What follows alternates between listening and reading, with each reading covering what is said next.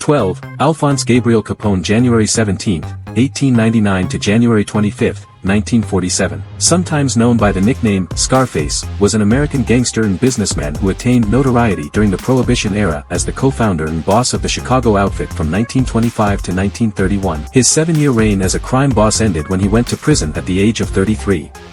Capone was born in New York City in 1899 to Italian immigrants. He joined the 5 Points Gang as a teenager and became a bouncer in organized crime premises such as brothels. In his early 20s, Capone moved to Chicago and became a bodyguard and trusted factotum for Johnny Torrio, head of a criminal syndicate that illegally supplied alcohol, the forerunner of the outfit, and was politically protected through the Unione Siciliana. A conflict with the North Side Gang was instrumental in Capone's rise and fall. Torrio went into retirement after North Side gunmen almost killed him, handing control to Capone. Capone expanded the bootlegging business through increasingly violent means, but his mutually profitable relationships with Mayor William Hale Thompson and the Chicago Police Department meant he seemed safe from law enforcement. About 5 Points Gang. The 5 Points Gang was a criminal street gang of primarily Irish-American origins based in the 5 Points of Lower Manhattan, New York City, during the late 19th and early 20th century. Paul Kelly, born Paolo Antonio Vaccarelli, was an Italian-American who founded the 5 Points Gang. It included some who later became prominent criminals in their own right, including Johnny Torrio, Al Capone, and Lucky Luciano.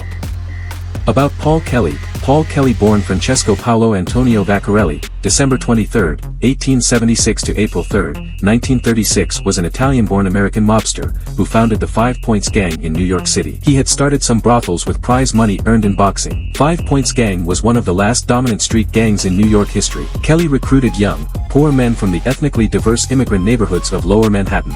The 5 Points Gang included some who later became prominent criminals in their own right, including Johnny Torrio, Al Capone, Lucky Luciano, Meyer Lansky, and Frankie Yale.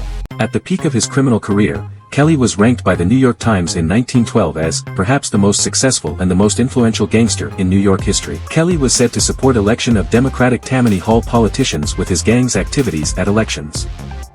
About John Donato Torrio. John Donato Torrio, born Donato Torrio, Italian, January 20, 1882 to April 16, 1957, was an Italian-born American mobster who helped build the Chicago outfit in the 1920s, later inherited by his protege Al Capone. Torrio proposed a national crime syndicate in the 1930s and later became an advisor to Lucky Luciano and his Luciano crime family.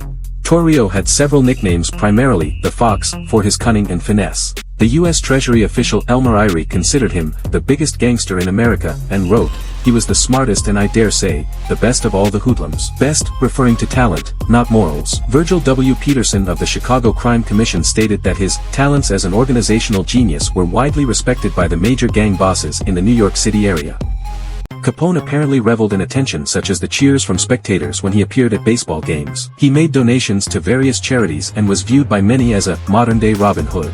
However, the St. Valentine's Day Massacre, in which 7 gang rivals were murdered in broad daylight, damaged the public image of Chicago and Capone, leading influential citizens to demand government action and newspapers to dub Capone public enemy number 1. About St. Valentine's Day Massacre. The St. Valentine's Day Massacre was the murder of 7 members and associates of Chicago's North Side Gang on St. Valentine's Day in 1929. The men were gathered at a Lincoln Park, Chicago garage on the morning of February 14, 1929. They were lined up against a wall and shot by 4 unknown assailants, 2 of whom were disguised as police officers. The murders resulted from the competition for control of organized crime in the city during Prohibition between the largely Irish North Siders, headed by George "Bugs" Moran, and their largely Italian Chicago outfit rivals led by Al Capone. Federal authorities became intent on jailing Capone and charged him with 22 counts of tax evasion. He was convicted of 5 counts in 1931. During a highly publicized case, the judge admitted as evidence Capone's admissions of his income and unpaid taxes, made during prior, and ultimately abortive, negotiations to pay the government taxes he owed. He was convicted and sentenced to 11 years in federal prison. After conviction, he replaced his defense team with experts in tax law, and his grounds for appeal were strengthened by a Supreme Court ruling, but his appeal ultimately failed. Capone showed signs of neurosyphilis early in his sentence and became increasingly debilitated before being released after almost 8 years of incarceration. Death. Due to his failing health, Capone was released from prison on November 16, 1939 and referred to Johns Hopkins Hospital in Baltimore for the treatment of syphilitic paresis. Because of his unsavory reputation, Johns Hopkins refused to treat him, but Baltimore's Union Memorial Hospital did. Capone was grateful for the compassionate care that he received and donated 2 Japanese weeping cherry trees to Union Memorial Hospital in 1939.